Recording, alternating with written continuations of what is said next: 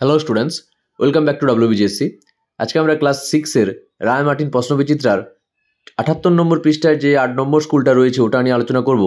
এখানে তোমাদের যে বইয়ের প্যাসেজটা দেওয়া রয়েছে সেটা হচ্ছে goodbye to the moon. Goodbye to the moon প্যাসেজটা ভালো করে পড়ে নেবে, তারপর প্রশ্ন উত্তরগুলো দেখবে। প্রথম question, answer the following questions. What was the difference of size between earth ferry and the moon ferry? পৃথিবীর ফেরিটির এবং চাঁদের ফেরিটির মধ্যে পার্থক্য কী ছিল? The earth ferry was 3 times as big as the moon ferry. পৃথিবীর ফেরিটি চাঁদের ফেরির তুলনায় 3 গুণ বড় ছিল। Where did Kepler's ferry entered just after leaving its dock? Kepler's ferry entered the earth gravity just after leaving its dock. যে কেপলারের যে ফেরিটা ছিল সেটা কোথায় প্রবেশ করেছিল? চাঁদের ডক ছাড়ার পরে, ঠিক আছে। কেপলারের ফেরিটা কি ডক ছাড়ার পরেই পৃথিবীর মাধ্যাকর্ষণ অঞ্চলে প্রবেশ করেছিল। What was the speciality of the earth ferry? Earth ফেরির গুরুত্ব কী ছিল বা গুরুত্বপূর্ণ বৈশিষ্ট্য কী ছিল? The earth ferry was magnificent and 3 times bigger as big as the moon ferries. পৃথিবীর ফেরিটি অত্যন্ত চমৎকার ছিল এবং চাঁদের ফেরির তুলনায় 3 গুণ বড় ছিল। Whose excited voices did Kepler hear? Kepler কার উত্তেজিত কণ্ঠস্বর শুনতে পেয়েছিল বা কাদের উত্তেজিত কণ্ঠস্বর শুনতে পেয়েছিল? Kepler hard the excited voices of passenger arriving from earth. Kepler পৃথিবী থেকে আসা যাত্রীদের উত্তেজিত কণ্ঠস্বর শুনেছিল। হোয়ার ওয়াজ কেপলার্স ফাদার স্ট্যান্ডিং? কেপলারের বাবা কোথায় দাঁড়িয়েছিল? Kepler's father was standing in a central lobby. কেপলারের বাবা কেন্দ্রীয় লবিতে দাঁড়িয়েছিল। Right true, T for true and F for false statement, give supporting statement. দেখো, সাডেনলি এখানে সাপোর্টিং স্টেটমেন্ট দিতে বলেছে। Suddenly the door in front of the narrator open. হঠাৎ করে দরজাটি ন্যারেটরের সামনে খুলে গিয়েছিল, এটা ফলস হবে। Suddenly the door open behind me হবে, মানে তার পিছনে খুলে গিয়েছিল, সামনে নয়। The Kepler and his father will take half of the year to stay on earth. Kepler এবং তার বাবা অর্ধেক বছর পৃথিবীতে থাকবে, এটা ট্রু হবে। See you in the 6th month at least replied my father. এই লাইনটার মাধ্যমে আমরা বুঝতে পারছি এটা। তারপরে দেখো, the moon was 3 times as big as the earth ferry. Moon ছিল পৃথিবীর ফেরি থেকে, মুনের যে ফেরিটা সেটা পৃথিবীর ফেরির থেকে কী ছিল? 3 টাইম বড় ছিল, 3 গুণ বড় ছিল। এটা ফলস হবে, কারণ উল্টাটা ছিল। It was the 3 times as big as our moon ferries, ঠিক আছে। পৃথিবীর ফেরিটা 3 গুণ বড় ছিল। Kepler's father was the governor of the moon, এটা ট্রু হবে। Good luck governor, someone call out. কেউ একজন চিৎকার করে বলেছিল শুভকামনা গভর্নর। The ferry moved very fast with a hitch, এটা ফলস হবে। The ferry moved slowly out of its dock. তারপরে দেখো, complete the following sentences with the information from the text থেকে ইনফরমেশন নিয়ে তোমাদের পূরণ করতে হবে এটা।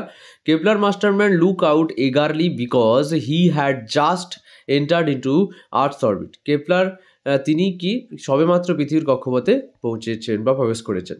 এ ferry takes passenger from earth to moon for the moon safari. পৃথিবী থেকে চাঁদের ভ্রমণের জন্য যাত্রী নিয়ে আসে। Kepler's father was standing in the central lobby. কেন্দ্রীয় লবিতে কেপলারের বাবা দাঁড়িয়েছিল। তারপরে দেখো, choose the correct answer. Goodbye to a moon is a science fiction. Goodbye to the moon একটা, এই প্যাসেজটা কীরকম একটা কল্পকাহিনী বা কল্পবিজ্ঞান। তারপরে দেখো, the writer of the story is Monica Hughes. এই গল্পের লেখক কে ছিলেন? Monica Hughes. I could hear excited voice. আমি উত্তেজিত কণ্ঠস্বর শুনতে পাচ্ছিলাম। তারপরে দেখো, এখানে আনসিনটা আমরা পড়িয়ে দিচ্ছি। আনসিনটা না পড়লে ঠিক করে আনসিনে কোশ্চেন আনসার করতে পারবে না। দেখে নাও। The song Janagana Mana composed originally in Bengali by Rabindranath Tagore. Janagana Mana গানটি রবীন্দ্রনাথ ঠাকুরের দ্বারা মূলত বাংলা ভাষায় রচনা করা হয়েছিল। Was adopted in its Hindi version by government as the national anthem of India on January 24, 1950। 24শে জানুয়ারি 1950 সালে ভারত সরকার এর হিন্দি সংস্করণকে জাতীয় সঙ্গীত হিসেবে গ্রহণ করেন। It was the first song on December it was first song on December 27, 1911। এটি প্রথম গাওয়া হয়েছিল 27শে ডিসেম্বর 1911 সালে at the Kolkata session of Indian National Congress. 1911 সালে অনুষ্ঠিত হওয়া ভারতীয় জাতীয় কংগ্রেস অধিবেশনে। The complete song consist of 5 stanza. সম্পূর্ণ গানটি 5টি স্তবক রয়েছে। The full version of the national anthem takes nearly 52 second to sing. জাতীয় সঙ্গীতের পূর্ণাঙ্গ সংস্করণটি গাইতে প্রায় 52 সেকেন্ড সময় লাগে।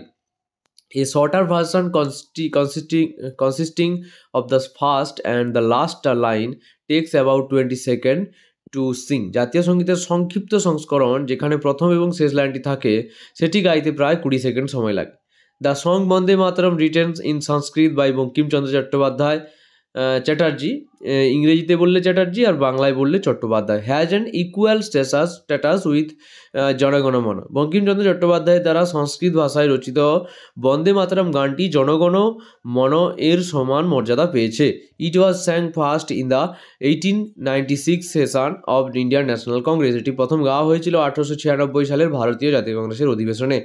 It was a source of inspiration to the people in their struggle for freedom. এটি স্বাধীনতা সংগ্রামের সময় জনগণের জন্য অনুপ্রেরণার উৎস ছিল। Complete the following sentences with the information from the text.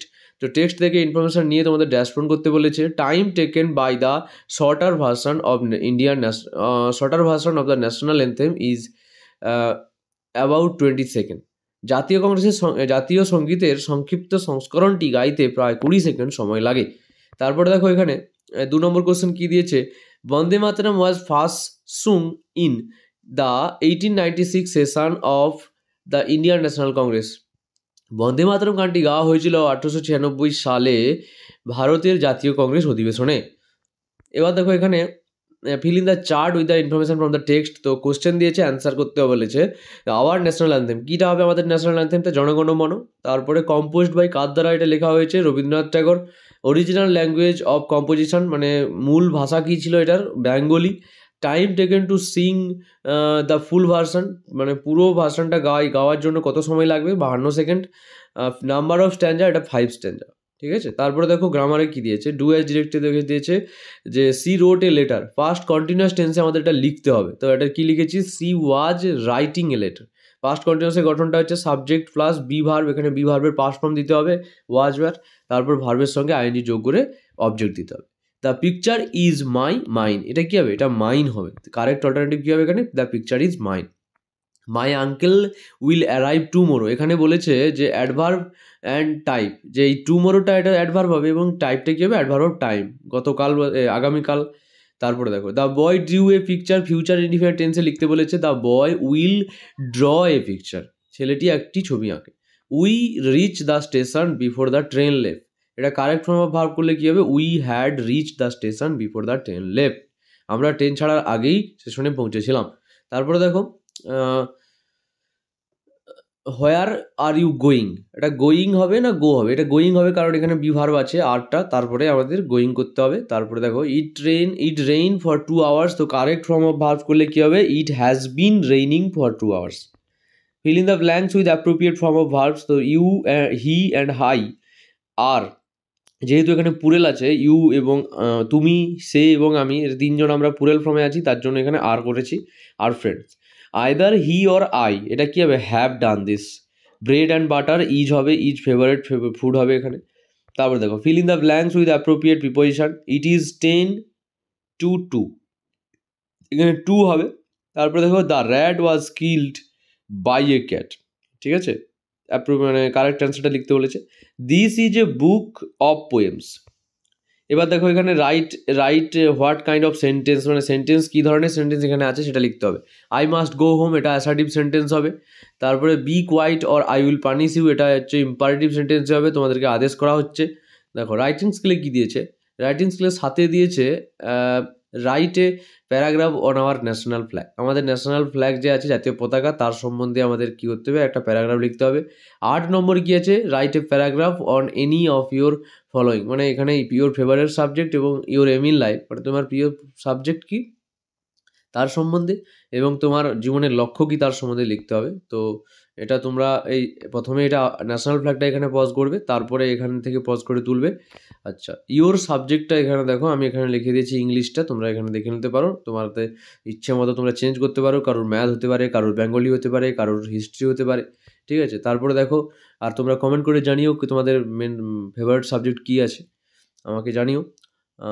Your M in life, তারপরে দেখো তোমার জীবনের লক্ষ্যটা কি, এটাও আমি এখানে লিখে দিয়েছি, তোমরা ওটা পজ করে তুলে নিও। আমি এখানে প্লে লিস্টটা দিয়ে রাখছি, সেই প্লে লিস্ট থেকে তোমরা আগের ভিডিওগুলো এবং পরের ভিডিওগুলো দেখতে পারো। আমাদের এই ছোট্ট প্রয়াসটা যদি তোমাদের ভালো লেগে থাকে একটু লাইক শেয়ার করে কমেন্ট করে আমাদের সাহায্য করতে পারো। দেখা হচ্ছে পরের ভিডিওতে। Thank you.